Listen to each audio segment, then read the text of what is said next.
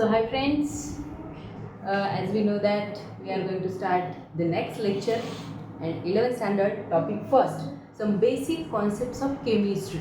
Okay, so in 3 lectures I had taught all the points. So the next lecture we will see.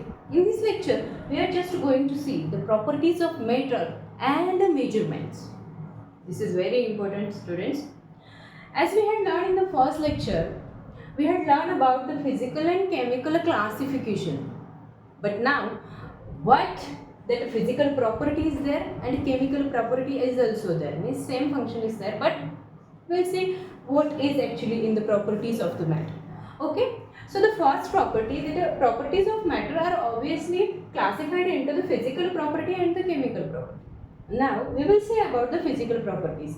As in the first lecture, as I told you, मैंने आपको बताया था कि those properties which can be observed without changing its density and composition of the substance. देखो जो भी physical appearance रहता है या फिर जो भी फिजिकल प्रॉपर्टीज रहती है सब्सटेंस की या फिर मैटर की, उसमें क्या किया जाता है कि कोई भी केमिकली इसमें कोई चेंजेस नहीं होते हैं, ना ही मैटर जो सब्सटेंस है उसकी प्रॉपर्टीज में कोई भी चेंजेस नहीं होते. जब अगर आप कोई फिजिकली कुछ चीज़ें फिक्स भी करते हैं तो उसमें उसकी जो प्रॉपर्टीज़ है उस प्रॉपर्टीज़ में कोई भी चेंजेस नहीं होते हैं.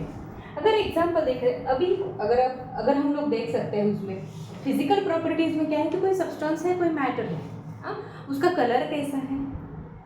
अगर आपने कोई भी सब्सटेंस लिया उसका कलर वाइट है, ब्लैक है, जो भी हो वो कलर इसमें क्या किया जाता है फिजिकल प्रॉपर्टीज में देखा जाता है, क्योंकि आपके आंखों से आप जो भी ऑब्जर्व करते हैं वो ऑब्जर्वेशंस ही फिजिकल प्रॉपर्टीज में आते हैं जो हम क्या कर सकते हैं देखते हैं. उसके बाद है उसका ऑर्डर, मतलब उसका सेंट कैसा है, किस तरीके का उसका ऑर्डर है उस मैटर का, उस सब्सटेंस का, वो यहाँ पे क्या किया जाता है पाया जाता है. उसके बाद मेल्टिंग पॉइंट है, बॉइलिंग पॉइंट है, ये पूरे के पूरे पॉइंट्स किस में जाते हैं, ऑब्वियसली फिजिकल प्रॉपर्टीज में जाते हैं. उसके बाद नेक्स्ट क्लासिफिकेशन अगर प्रॉपर्टीज का देखा मैटर में तो वो होता है केमिकल प्रॉपर्टीज. वो क्या होता है, केमिकल प्रॉपर्टीज होता है. अभी केमिकल प्रॉपर्टीज में एग्जैक्टली क्या चेंजेस मैटर में आते हैं वो हम लोग को देखना. अभी देखो अगर कोई केमिकल रिएक्शन टू प्रोडक्ट्स में, टू सब्सटेंसेस में, टू मैटर्स में होते हैं तो उस टाइम क्या हो जाता है उसके पूरे के पूरे प्रॉपर्टीज ही चेंज हो जाते हैं और उसी की वजह से उसे क्या बोला जाता है, केमिकल प्रॉपर्टीज बोला जाता है. अब अगर तुम लोगों को एग्जाम्पल में देखा जाए तो कुछ H2 है, हाइड्रोजन है और क्लोराइड है. यहाँ पे अगर हाइड्रोजन और क्लोराइड है, हाइड्रोजन की सेपरेटली प्रॉपर्टीज देखी जाए तो वो क्या होती है, सेपरेट होती है. अगर क्लोरीन की है तो उसके हिसाब से, अगर वो अकेला है तो उसकी प्रॉपर्टीज डिफरेंट होती है. लेकिन अगर उन दोनों में रिएक्शन हो जाए या फिर उन दोनों को हम कंबाइन करते हैं together, then what will happen, क्या होता है कि उससे बनता है HCl. HCl obviously acidic nature होता है. HCl का हाइड्रोक्लोरिक एसिड है ये, और इसका नेचर जो होता है वो एसिडिक होता है. यानी कि जो हाइड्रोजन है और क्लोरीन है इन दोनों के भी जो पहली वाली प्रॉपर्टी थी, यानी कि जब भी वो सेपरेट थे तब जो उनकी प्रॉपर्टी थी वो प्रॉपर्टी क्या हो गई यहाँ पे, जब वो कंबाइन टुगेदर आ गए तो केमिकली रिएक्शन होने की वजह से उसका नेचर जो है वो ऑब्वियसली एसिडिक हो गया. और इसी तरीके से हम बोल सकते हैं कि इसमें क्या होते हैं, केमिकल प्रॉपर्टीज होती है. अब आप लोगों को इतना बताने के बाद शॉर्टली तो समझ में आया ही होगा कि फिजिकल प्रॉपर्टीज और केमिकल प्रॉपर्टीज इसमें एग्जैक्टली क्या चेंजेस होते हैं. और मोस्ट इंपॉर्टेंट पॉइंट आपको एक ही याद रखना है कि जो फिजिकल प्रॉपर्टीज होती हैं उसमें क्या नहीं होते हैं, कोई भी प्रॉपर्टीज में सब्सटेंसेस के या फिर मैटर के प्रॉपर्टीज में चेंजेस नहीं आते. But in the chemical properties it is must because obviously given your chemical properties requires a chemical changes. Okay, उसमें chemical changes आते हैं और उससे जो भी प्रोडक्ट बनता है उसके नेचर यहाँ पे दिया गया है. जैसे कि हाइड्रोजन है और क्लोरीन है, जब भी combine together, if they get combine together then it forms the HCl, that is hydrochloric acid, and that HCl hydrochloric acid is acidic in nature. The next point, okay,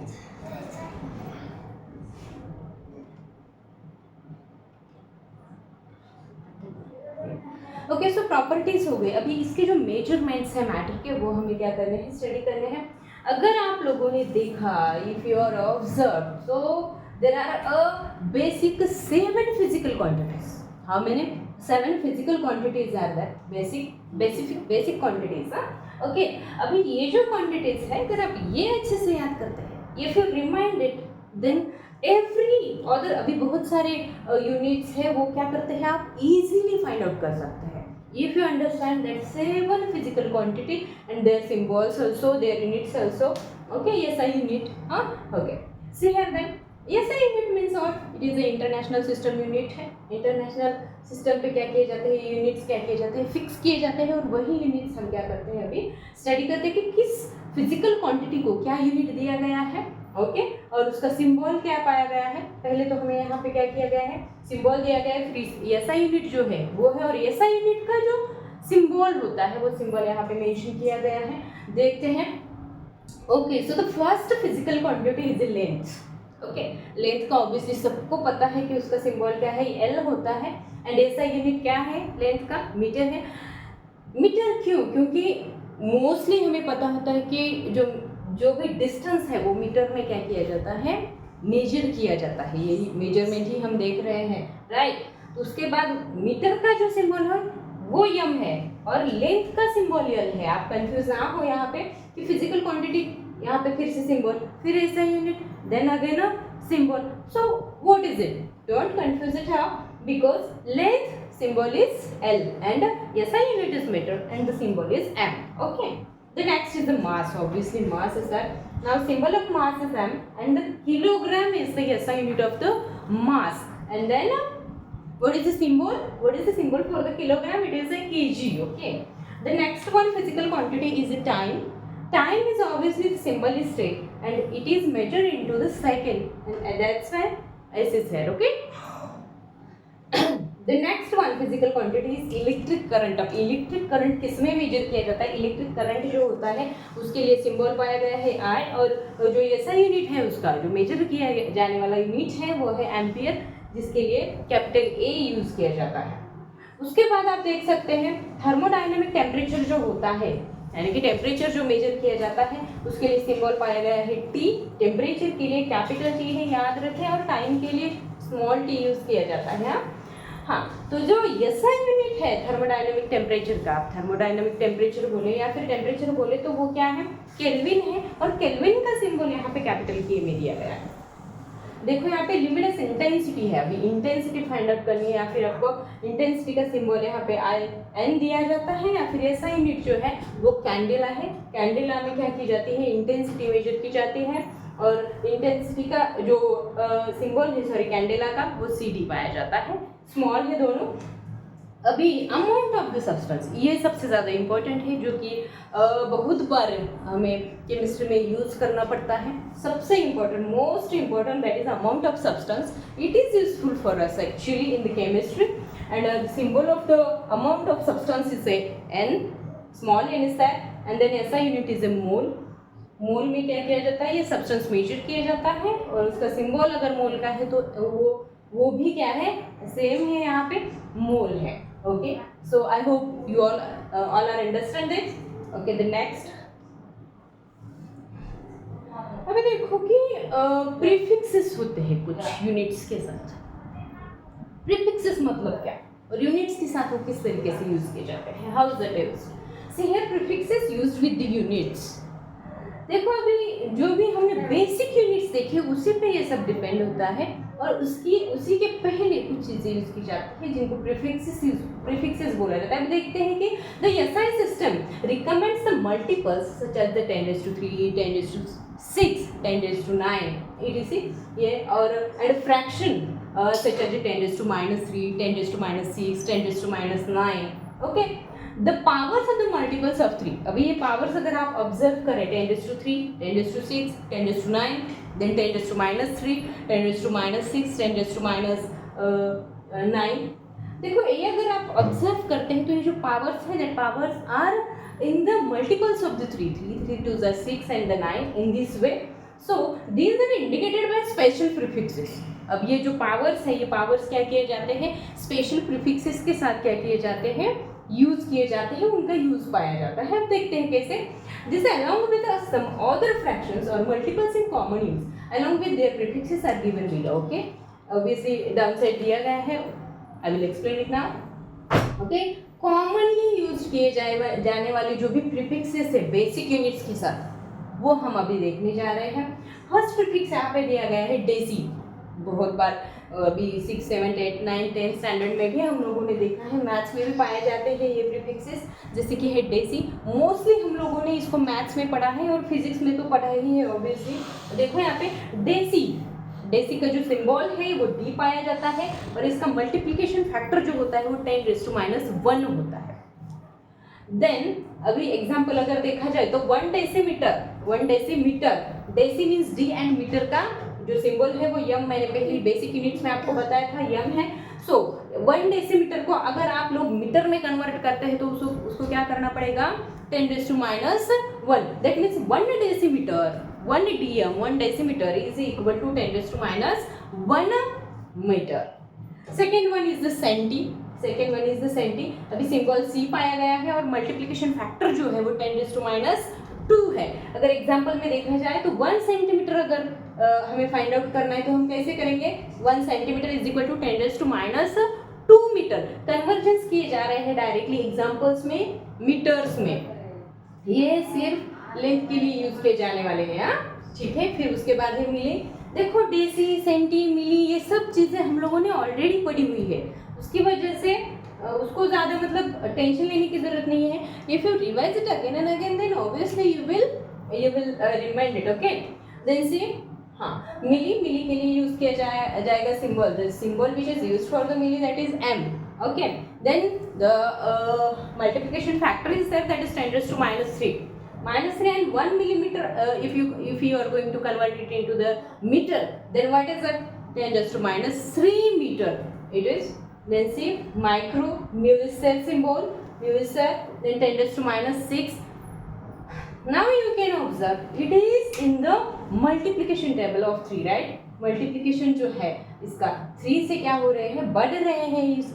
यहाँ पे जो powers है वो powers क्या हो रहे हैं, बढ़ रहे हैं। देख सकते हैं आप नेक्स्ट 10⁻6 है, 1 माइक्रोमीटर इसे बोला जाता है, then equals to 10⁻6 metre if it is 1 micrometer.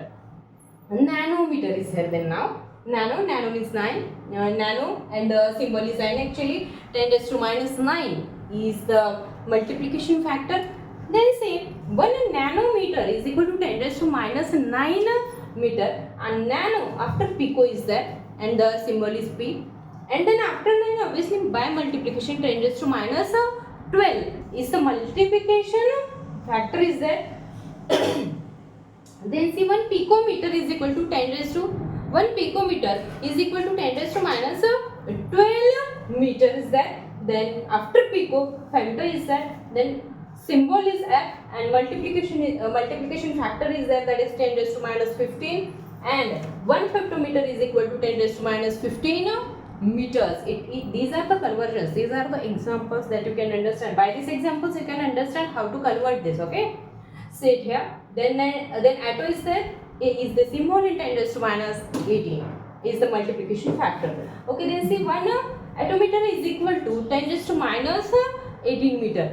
Now you are observing all the powers are in the minus, right? Now see how is it converted into the plus. See, then here 10 deca is there, deca, and the symbol is DA. What is the multiplication power? That is 10⁻1. What is the multiplication power factor? That is 10⁻1. That is 1 decameter is equal to what? 10⁻1 meter. 10⁻1 meter. Then after deca, hecto is there. After hecto, kilo is there. Only powers are increasing in this way by the multiplication of 3. Then last, see here, deca, hecto, kilo, mega, giga. देखो, deca, hecto and kilo and mega, that one we already know. Which one we should have to focus? The downside, that is giga, tera and penta and hexa. That one are important, that one you should have to study only, and I think that is not that much difficult to explain here. Okay, now one example is also given here. SI units for volume is under. Okay, 1 liter, 1 liter is equal to 1 dm cube is equal to 1000 centimeters cube, and 1 millimeter is equal to 1 centimeter cube, that is 1 cc.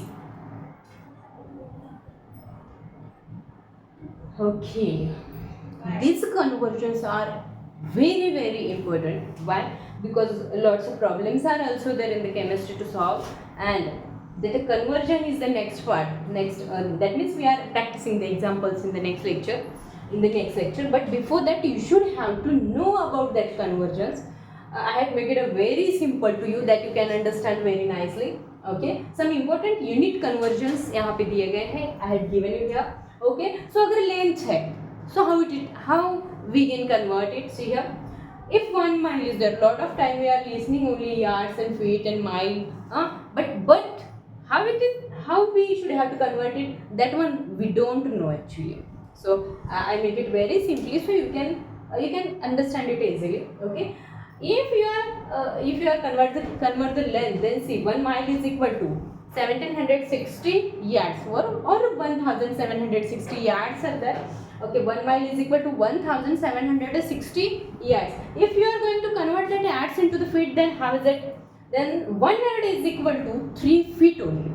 1 yard is equal to 3 feet. If you are going to convert that feet into the inches, then how is it?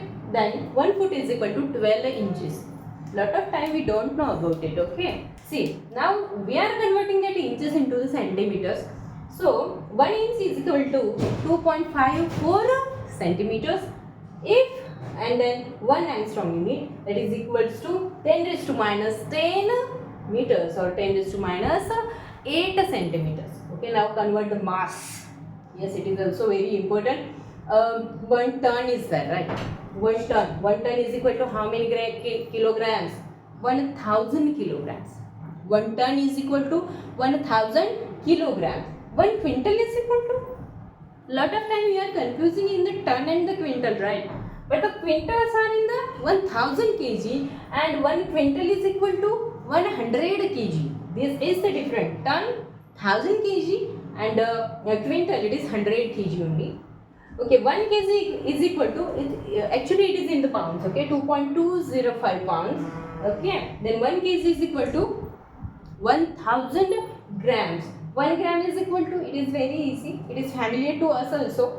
1 gram is equal to 1000 milligram ml. Then 1 AMU is equal to 1.67 multiplied by 10 raised to minus 24 gram. Okay, now just we are converging the units of the volumes here. The volume is counted in the liter obviously, and the 1 liter is equal to 1 dm cube is equal to 10 raised to minus 3 meter square, and then is equal to 10 raised to 3, okay, centimeter cube. 10 raised to 3 ml is equal to 10 raised to 3 cc. 1 millimeter is equal to 1 centimeter cube. That you can convert it in this way, that is 10 raised to minus 6 meters cubes also, that is 1 cc.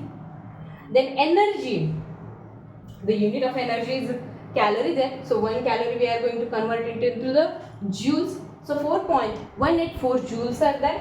Otherwise you can write 4.2 joules also.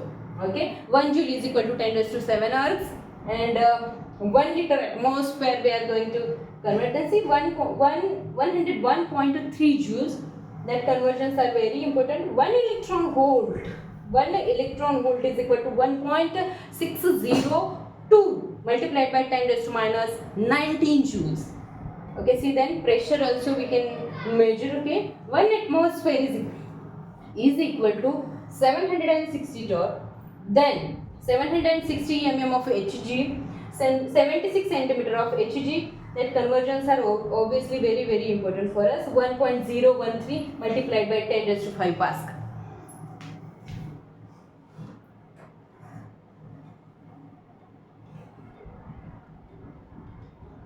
Okay, likely we will see here what is actually mass, weight. I had converted it also. I had given you a short forms how to convert also. I make it easy also. But just what is mass, what is weight, that one we will see. Okay. Mass of a substance is the amount of matter present in it. अब मास क्या होता है कि किसी भी matter में जितना क्या बोलते हैं कि सॉरी किसी सब्सटेंस में जितना मैटर प्रेजेंट होता है ना, तो उसे क्या बोला जाता है कि वो क्या है, मास है। लेकिन अगर वेट उसका देखा जाए तो क्या होगा भाई, weight is the force exerted by the gravity. Gravitational force जो है वो सबको पता है, और उसकी वैल्यू जो होती है ग्रेविटेशनल फोर्स की वो 9.8 पाई जाती है, मतलब मोस्टली 9.8 पाई जाती है। अगर हम लोग अभी ओरली ही एक एग्जांपल बताती हूँ मैं, मास और वेट, इसमें एग्जैक्टली फर्क क्या होता है। तो मास जो होता है, वेट निकालने के लिए क्या किया जाता है, क्या वेट निकालने के लिए क्या किया जाता है, ऑब्वियसली सिर्फ ग्रेविटेशनल फोर्स जो है वो उसमें ऐड किया जाता है। देखते हैं, weight is equal to what it is, mass into gravity. What is mean by the weight, mass into gravity. If mass is given to you then you can find out the weight. If weight is given to you, then also you can find out the weight, find out the mass also. Means अगर मास और wait इन दोनों में से कोई भी चीज़ अगर आपके पास दी जाती है एग्जाम्पल में, सॉल्यूशंस में, ओके, तो उसका सॉल्यूशन निकालना बहुत आसान होता है। अगर मास या वेट दोनों में से कोई भी दे दो, आपके पास ग्रेविटी जो होती है, ग्रेविटी की वैल्यू सबको पता है, 9.8 मीटर पर स्क्वायर है। तो हमें अगर वेट निकालना है, अगर आपका मास है फॉर एग्जांपल 5 kg है, ओके, 5 kg कंसीडर करो कि मास है, और अप्रोक्सीमेटली हम क्या करते हैं, 9.8 की जगह पे 10 लेते हैं, राइट। सो 5 टाइम्स 50, आपका वेट कितना हो गया, 50 kg हो गया। कितना हो गया, 50 kg। अगर आपका मास जो है वो 7 kg है, तो आपका वेट कितना होगा, 10 into 7, how much it is, that is a 70 kilogram. So have you understood this?